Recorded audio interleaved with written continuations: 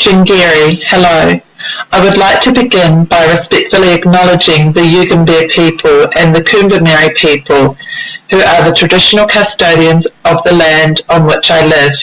I pay my respects to their elders past, present and emerging, and extend that respect to all Aboriginal and Torres Strait Islander peoples watching this video.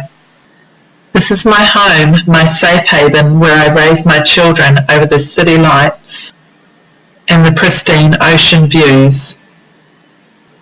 I walk the streets, never considering who walked these streets before me. Raised in New Zealand, I knew nothing of the colonisation and stolen generation of this country. I am now starting to learn the truth. Children torn from their mother's arms, the trauma, the torture, the chains and the injustice. The streets that I frequent are white, privilege white. Absent is the richness only culture can bring.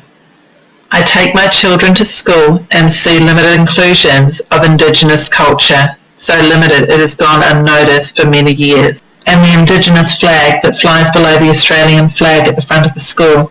I question the inequality this represents and what this teaches the next generation. My curious heart is in search for answers. What is the history of this place in which I live? I look to the internet for history on places I frequent. Burleigh Hill, my favourite place to be that the Kumbermeri people called home. For thousands of years this place has been sacred, with more spiritual meaning than many know.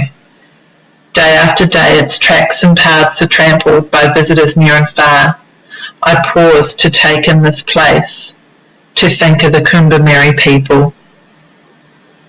A place where the Kumbermeri women birth their children, where traces of the birthing circle, sacred to women's business, still remains.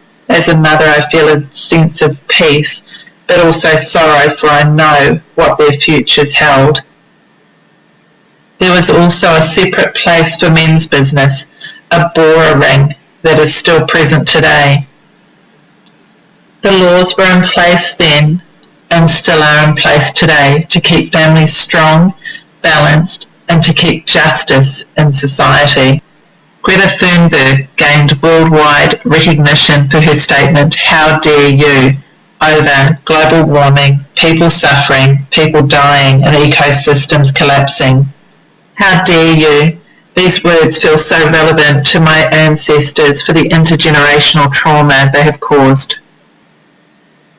I feel shame for my ignorance in not knowing the truth, shame in participating in what I can only refer to as racist comments, though I am not a racist, and heartache for the pain and suffering caused by my ancestors to the custodians of this land.